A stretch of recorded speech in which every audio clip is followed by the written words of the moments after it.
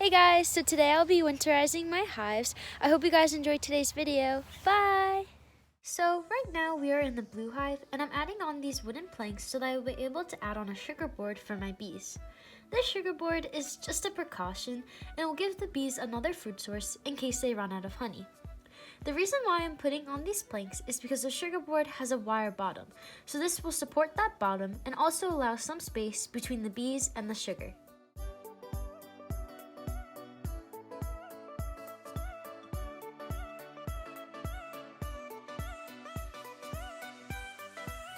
Now I'm adding on a quilt box. This will help with circulation and preventing moisture in the hive, as the pine shavings in the box will absorb the excess moisture. So I'll not be adding on the inner cover during the winter, but here's some bees on it. Right now I'm adding on a square piece of poster board to the outer cover of the hive, which will create a little space that will also help with circulation and reducing moisture. So now that I am done with the blue hive, I'm moving on to the pink hive and doing the exact same thing. Also, if you see other hands of beekeepers helping out, that is actually the kids in my beekeeping club, as the day I filmed this video was also the day of our meeting.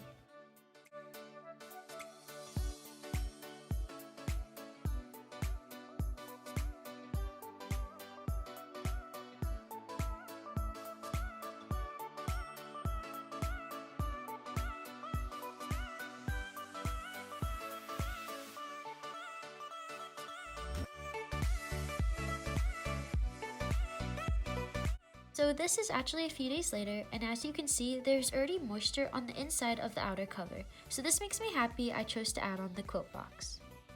Today, I also added on a wrap around each of the hives to help with insulation and warmth. In addition to that, I saw ants were crawling up the sides of the hives.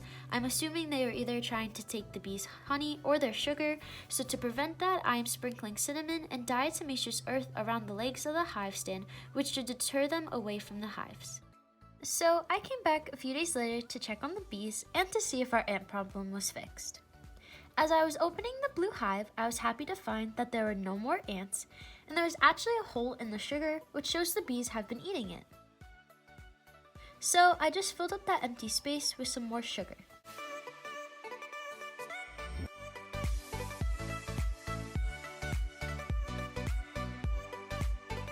Next, I put on the quilt box and checked to see if the pine shavings were damp.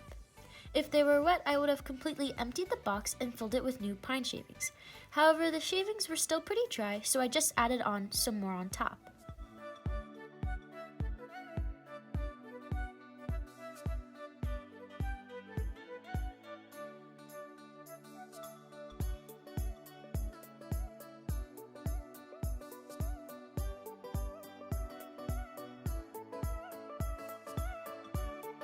Now that I am done with the blue hive, I am moving on to the pink one and checking for the same exact things. As you can see, there were thankfully no ants and the bees were busy at work eating all that sugar.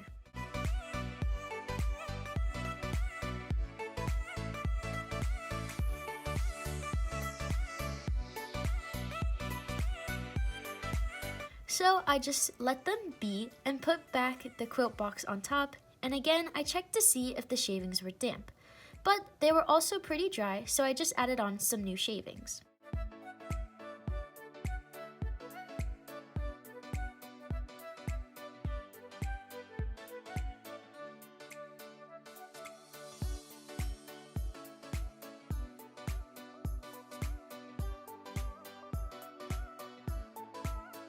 I also added on a mouse guard to each of the hives' entrance, as this will prevent mice from trying to make a home inside the bee's hive. Mice like to nest inside beehives because they are nice and warm and have plenty of honey.